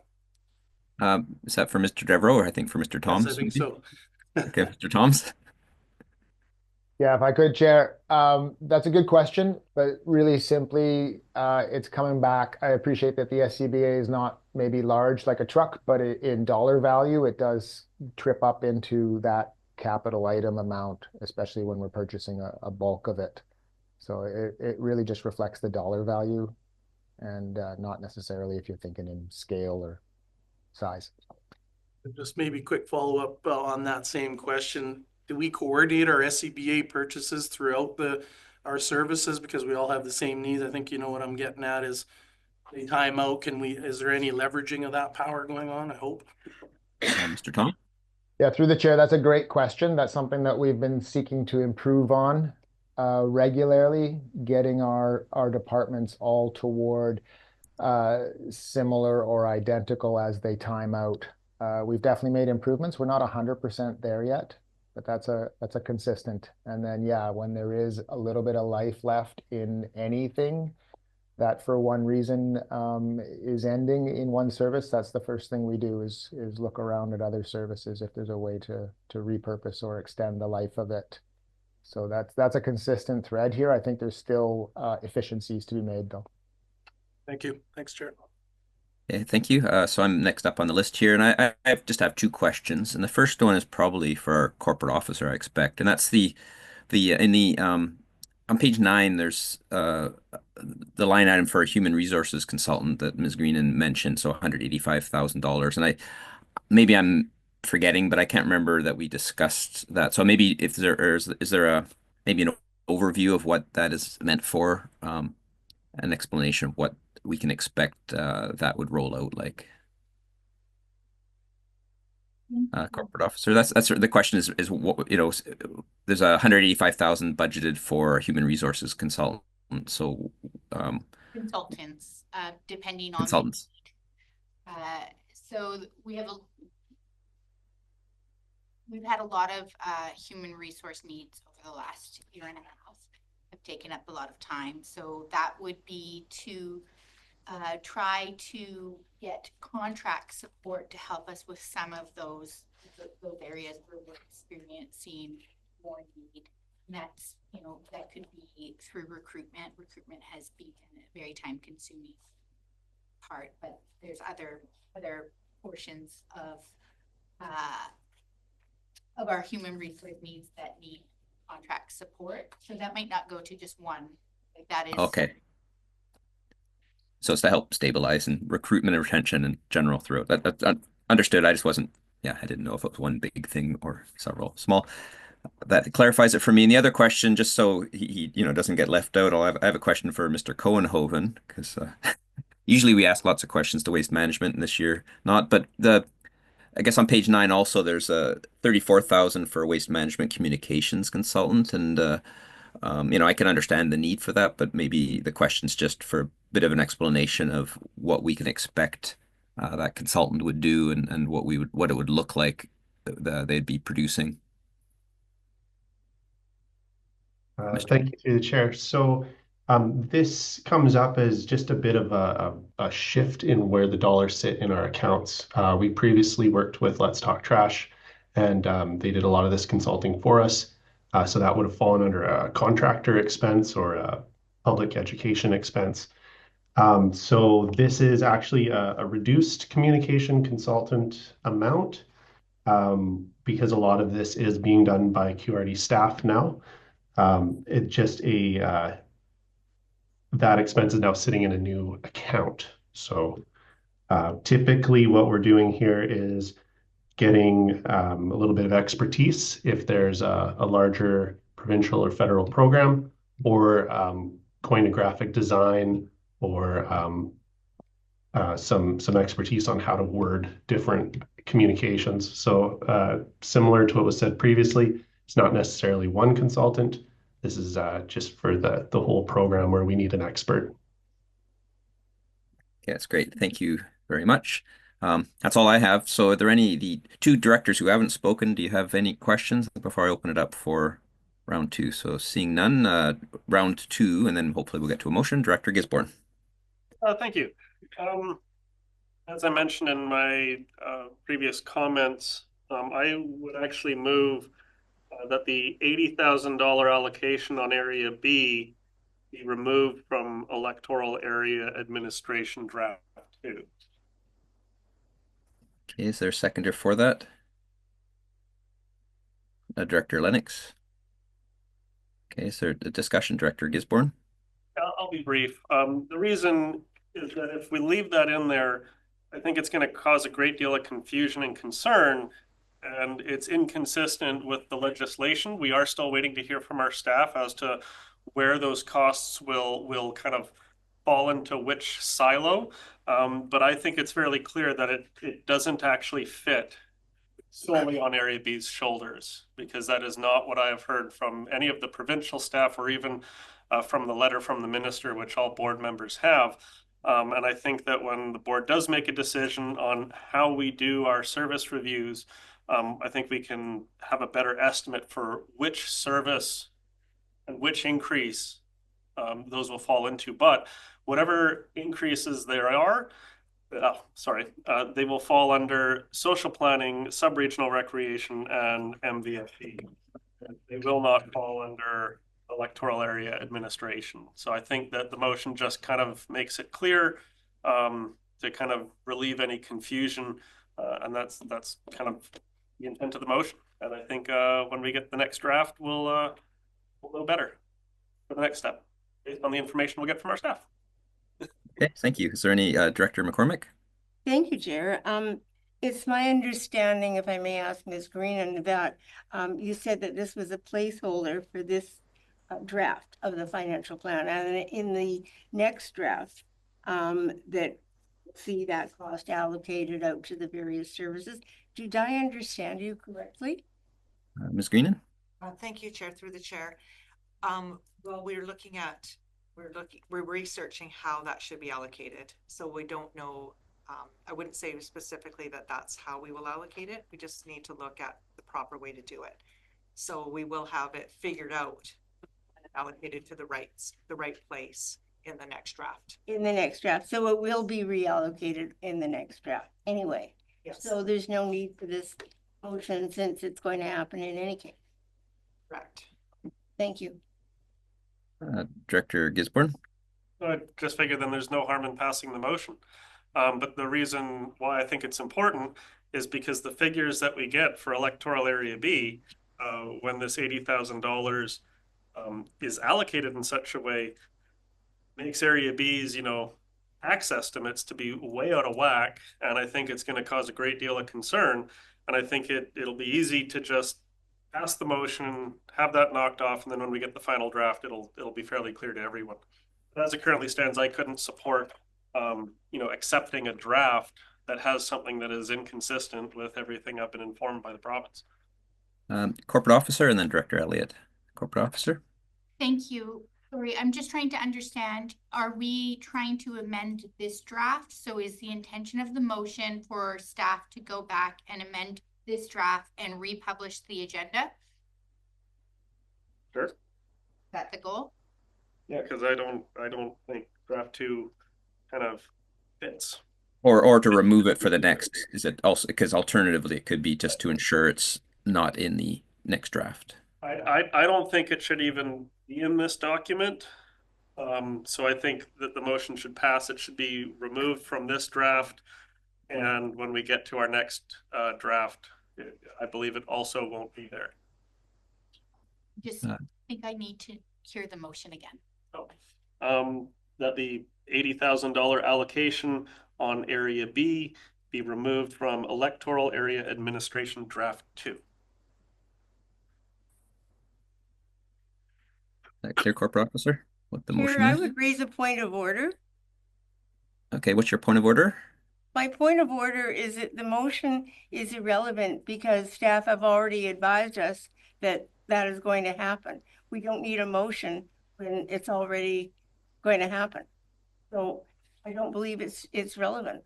The motion is related to draft 2. Okay, Director Gisborne, I have the floor. I mean, I can see that point, but I think it's also doesn't harm anything if we pass this. I'm concerned about extra work on staff, but I think maybe I'll ask the corporate officer if this was passed, if it was, does this require a lot of work on the staff to do this, to make this happen, if this passed?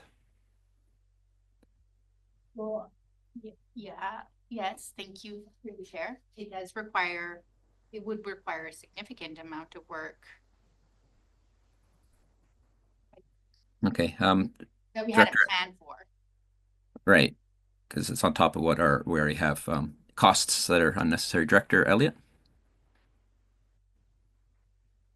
Thank you. Go ahead. The harm passing the motion to amend the draft would impact a lot of the numbers, and so would need to probably be republished at some point, which may delay our entire process for financial planning, because and as part of draft 3, the number will be distributed appropriately. And that's a separate process from removing it and then recalculating all of the per household estimates and so forth.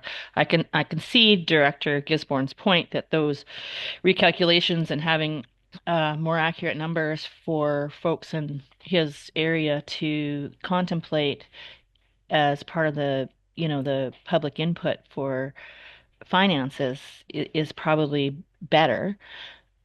However, the whole idea of changing the draft and republishing it before we can get on to the process of doing draft 3, when the end result would be the same in that we would have a draft 3 with all of those expenses allocated appropriately and all the numbers changed, seems the more efficient way to go. So I sympathize and understand why Director Gisborne would want that. And I think our end result at draft 3 will put us all in the same place with less effort. So that's kind of where I'm thinking. Thank you. Ms. Green, did I see your hand up before I recognize Director Southcott? Thank you, Chair. I was just going to recommend that since we do have other changes to make, that have been directed by motion and the other reports, and generally we always take direction by motion. Maybe we could have a motion that says that staff investigate and reallocate the $80,000 in electoral area B based on their findings, and that be incorporated into draft 3. And I don't know if that would satisfy the board. That seems to make a lot more sense to me. Now we have this motion, so I think we have to deal with that, and then maybe we could do that. So Director Southcott and then Director Gisborne. It'd be nice to, move on. We're going to run out of time here soon, but Director Southcott, go ahead. Thank you, Chair. I was just going to suggest that a note be made to the effect of what the CFO suggested. Okay, so I'd say either we withdraw this one or we vote it down and then change it. Director Gisborne? Yeah. We're on item 10.2. Motion that's on the agenda, which we will get to, is that the Finance Committee accept as draft 2 as guiding information. I can't accept draft 2 with an $80,000 allocation specifically to Area B that's in contravention of the provincial legislation. It is in contravention of the letter we received from the minister. The reason I'm putting this forward is so that when we do get to the motion that the Finance Committee accept draft 2, I could then vote in favor of it. But if the Assembly wants to accept draft 2 with a specific $80,000 allocation towards Area B, I will send that to the minister. And how much is that going to cost for staff time? And as I've already pointed out, I don't know where $80,000 came from because the board still needs to make a decision on how we're going to do these service reviews. We had the discussion come up about what's going on with the recreation complex funding. Now, I didn't call a point of order because the discussion is really around our budget. And the question came up as, well, how do we review this issue around the funding for the recreation complex? Well, the service review. I waited a year trying to get it done at this table until I sent the letter in. So I would encourage the Assembly to pass this motion to just say, even if it doesn't affect this agenda, it'll at least show up in the minutes that says, hey, draft 2, we as an Assembly don't accept $80,000 specifically on Area B. Because that's what will show up in the minutes. And that's what I'm trying to change. That way, we can accept draft 2 without really pushing me into a corner to send another letter to the Minister of Municipal Affairs. Thank you for that. And I have one comment, which is I sympathize with the comments and the concern by Director Gisborne, but I do not want staff to be spending time changing draft 2 and changing all the numbers in there when in fact I would rather our staff time resources be directed to changing draft 3, and this is going to be changed in draft 3. And I think the proposal by Ms. Greenan would achieve that. It would move it forward towards draft 3 rather than going back and changing numbers. It would get it in the minutes. There would be a motion that would say this is going to be addressed. It's going to be coming out without requiring going back and republishing something that's always interim. That I can almost guarantee no one in the public cares about draft 2 and draft 1. They care about the final one and what their tax bill will be. And I think having it in the minutes would achieve that. It would show that this is identified and discussed. And I think that's a good point raised by Director Gisborne, but it's being proactive moving forward, not spending time, changing something that's in the rearview mirror. So I'm not going to support this motion before us. But okay, unless there's anything more urgent, any other urgent discussion, I'm going to call the question on this motion. Director Elliott. Would it be a substantial change to amend the motion to say remove it from electoral, be administrative services, and allocate it appropriately to the I don't even know what the right ones are, but to the services, allocate appropriately to services for draft 3, which is a combination of what that's for draft 3. And so then the motion is on record and in the minutes that we want it removed and allocated appropriately for draft 3, which achieves, I believe, Director Gisborne's goal of having it in the minutes that the board agrees with him that it should not be in that section, but allocated appropriately. Is that a motion to make an amendment to add those words? Yeah, and I spoke too much, but the amendment would be to and I don't know the exact wording it had on there, but allocate it to appropriate services to remove it, as according to the motion was to remove it, and I would say yes to remove it, and allocate appropriately to the services for draft 3, rather than Okay. So on the amendment, is there discussion on that amendment? So it wouldn't require changes to draft 2. It would just come up in draft 3 and more or less be recording it in the minutes, but then the process would follow as it would without the motion at all. So it would actually carry on. And the motion is on record that we agree that it doesn't belong in that where it's at right now. Yep, understood. So discussion on the amendment, seeing none. I'll call a question on the amendment. All those in favor? Opposed? None opposed? Carried. So now on the main motion, which is as amended, hopefully we've discussed that. Is there any further discussion? Seeing none, I'll call the question. All those in favor? Opposed? None opposed? That carried. Now we're back to, okay, so that's dealt with that. Is there anything further before we can address the motion in the agenda? And would someone like to make that motion that the Finance Committee accept as draft 2? Director McCormick, is there a seconder for that? Director Gisborne. So discussion on accepting draft 2 as guiding information. Director Gisborne? Yeah, I'll probably vote in favor of accepting draft 2. And I'm very grateful to the Assembly for kind of sorting out the electoral area administration thing. My concerns around financial plan draft 2 is the increasing tax burden on our community. And it's not one specific service, but I'll pick on general administration just for the moment. 2014, which was about 10 years ago, the general administration tax burden was $580,000. This year, the proposal is to increase it by just over 600,000 or around 600,000. So this year's increase is greater than the entire general administration budget was just over 10 years ago. And my constituents are constantly asking, like, hey, like, is this sustainable? Like, can we afford to live here anymore? I'm seeing more houses coming up for sale in my community, and they're folks that I recognize as being, on the lower income spectrum.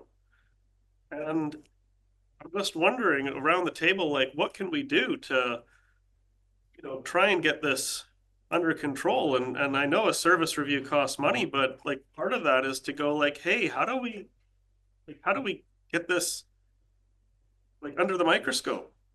Malaspina Volunteer Fire Department back in 2014, just under 300,000. This year it's over $1 million. And that makes me feel very uncomfortable for, what's my future in this community? I can barely afford to pay these taxes as they keep going up. And I'm wondering, what kind of direction can we give to our staff to maybe get this down? But also, I think maybe I'm also a little inspired by what's going on over at the city where they do, a budget open house. And I'm wondering if maybe a subsequent motion would be in order to host a budget open house for the regional district, because we're getting a lot of questions around everything from solid waste to water systems to administration.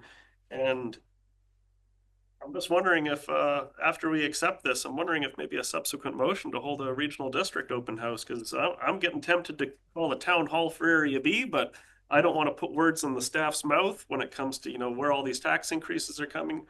And I do think, though, what was it, a few years ago, the city's budget open house, I think they had like 2 or 3 people attend. So, but the effort was there. So that's kind of where I'm on the fence. These are big increases, and it's not a big increase just this year. It seems to be a big increase every year. And it honestly scares me about, what's the future of, my family, my friends, my community, and our future here. Only afford to pay so much. Thank you, Chair. Sorry about that. I just needed to say. Okay. No, so we have a motion which is to accept as draft 2 for guiding information. And seeing no further hands up, I'll call the question on that. All those in favor? Opposed? None opposed. That carries. Okay, so we are on, unless we hear something else, we're on to 10.3, which is grant and aid funding.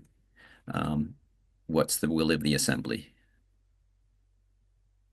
Director Gisborne? I would like to move option 2 in the report. Okay, let's just go down and see what option 2 is. Okay, is there a seconder for option 2? Director Elliott? Discussion on option 2, Director Gisborne? Yeah, I'll be very brief. Myself, I would much rather prefer to go through each grant and aid line by line, general grant and aid in each electoral area. But really, when it comes down to it, there are big increases. There is also increased demand from the community for grants. So I'm comfortable seeing like a 5% increase across the board, but I'm not a huge fan of doing an increase over the actuals, because, we had to, shuffle a few things around. This last year, I believe, was it Area A and Area C still had a fair bit left over. So increasing the actuals, increases the tax requisition for areas A and C. But it's like, do we necessarily need to increase area A and C when there was still a bunch left over? That's one of the reasons why I kind of like doing it line by line. I'm also not a fan of doing the, just across the. I really have to thank our manager of financial services for providing the history of our grants and aid all the way back to 2013. And like, you take a look at areas A or B, and you'll see that like each year, they actually vary quite a bit. It'll jump up, it'll drop down quite a bit. And I think that might be reflective of our old grant and aid used to be determined before the budget was passed, because that's when there was all the grant intake, and now it's coming after. So we're just trying to like smooth it out year over year. But I think a 5% across the board, I'm comfortable with at this time, as best as I can put it. That's why I put forward 5%. Thank you. So Director Brander, and then I'll have a comment. Director Brander? Thanks, Chair. Please correct me if I'm wrong, but option 2 actually does increase the budgets for areas A and C, whereas option 3 would not. Correct? Correct, Ms. Greenan? So Yes. now area C will have more money when we already had a surplus last year. I think option 3 is the one that would be more of what Dr. Gisborne is aiming for. So just see Director Lennox, but I'll speak after Director Brander. And I think So you're done. Okay, I just wanted to add to that if this was to pass, there's nothing stopping a director from making amendments, in particular for areas A and C, because because of that surplus, which I think is the option the recommendation did propose. So I think this would set a groundwork of 5% in general, and then I think rather than finagling it, I think that could be adjusted either at this meeting or at the next draft. I'll just leave it there. Director Lennox. Thanks, Sharon. I think you've identified some points. Director Branner did as well. Obviously, for Area A, pay a pretty high share of, and we're lucky enough to have a utility paving the way for that. But it's obvious that any reduction is helpful. But I think that it's also, and Ms. Greenan can correct me if I'm wrong, that when we don't spend our full amount, we'll use Area A, then that goes back to the taxpayer. So it's not like we're committed to spending that if it was, whatever the rate is, 17.89. If it's less, it's less. Yeah, that's correct. That becomes a offset on taxes. If there's a consistently 20,000 not being spent, that's just rolling over every year as a default. But it can be, it can be adjusted. I think it can make sense. Director Southcott. Yeah, thank you, Chair. There's a higher level, I guess, consideration that I definitely have with regard to the whole concept of grants and aid. I can reflect that this is definitely a topic of great concern at the city, because the city essentially has similar but larger influences coming from the permissive tax exemptions, aid and grants in kind. And these are all expenses that are serious. There's a discretional component to this. Yes, our community in general, the regional community absolutely needs the social benefit to stay healthy that this kind of funding provides or supports. But it also needs to be very much in balance with the fiscal capability. And we do have it's not the bottom end of the taxpayers. It's certainly the top end, but there's a expanding middle segment that I see that really spans quite a demographic range that is having increasing trouble. And I can't support actually any increase in grants and aids here. So I couldn't support option 2 or option 3. The problems of imbalance that's addressed in the report quite well, between the areas that then don't allow, and blah, blah. I'm not going to go into detail on that. I'm sure there is another way of fixing that, which I didn't figure out, and suggest how to do that. But that's a much less significant problem. The basic problem here for me is the balance between affordability, that it certainly is a concern for the same people who benefit by grants and aids. So in terms of balance, and I respect Councillor or Director Gisborne's comments to this effect in the last discussion, I can only support option 1. Thank you. Okay, thank you for that, Director McCormick. Thank you, Chair. I kind of agree with Director Southcott on this. I think affordability, we have heard at this table how important that is to the communities that we represent. So yeah, I can't support an increase, but I actually have a question as well, Chair. And that is regard to Area D and why the tax per 100K is so much more than it is in the other areas. Ms. Greenan? Thank you, Chair, through the chair. Yes, the reason for that is because there are separate grants in aid that Area D funds just from Area D. So if every area funded only shared grants and aid, then everyone's tax rate would be the same per 100,000. But it's because Area D often gets quite a few requests specifically that benefit Area D. So that makes the tax rate higher because you have you're funding more requests than traditionally all of the other areas fund. Okay, because I can only think of maybe two from last year.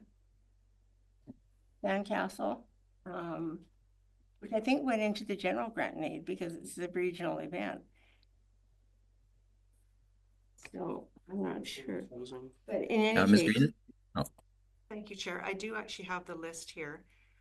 So the things that were funded specifically from Area D were, there was the Wild Ocean Whales. The first intake, they had the Feral Cats program just for Area D. So that was $2,000 for that. And then there was the Texada Sandcastle, or sorry, not the Sandcastle. Yeah, Royal Canadian Legion. Lighting. Yeah, that was $3,289.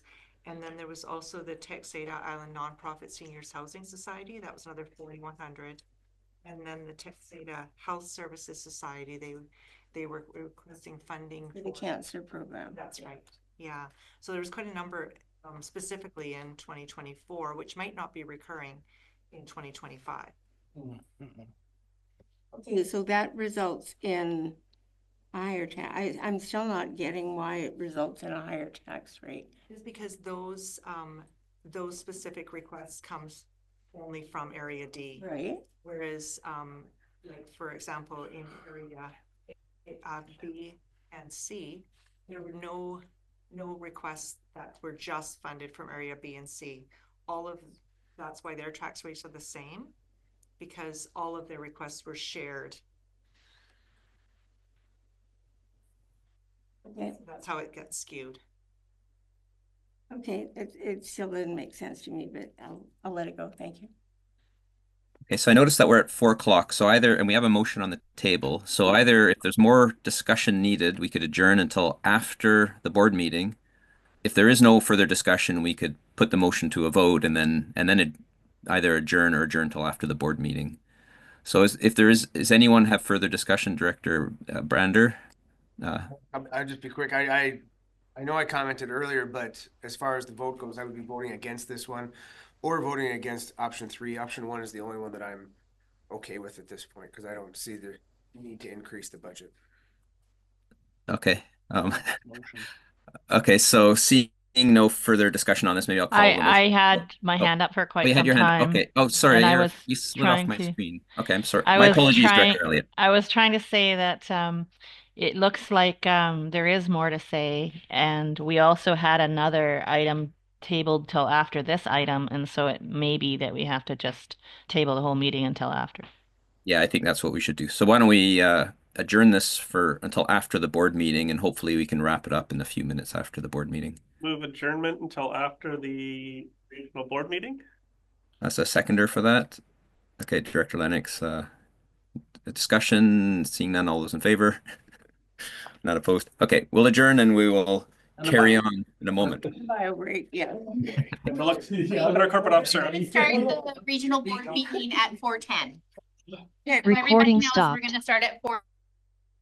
Due to the bylaw very quickly.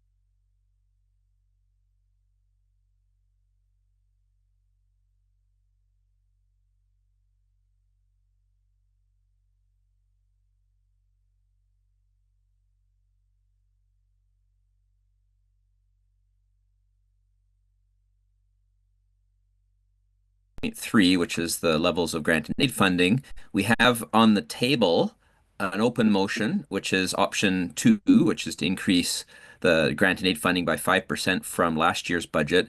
We also have a tabled motion from 7.2 that's also still sitting out there in the ether, waiting to be resolved. So that's where we're at, and we've had some discussion, and we will continue on that discussion. Also, I'd like to just the motion was made by Director Gisborne. We've heard from several directors, 3, I believe, that preferred option 1.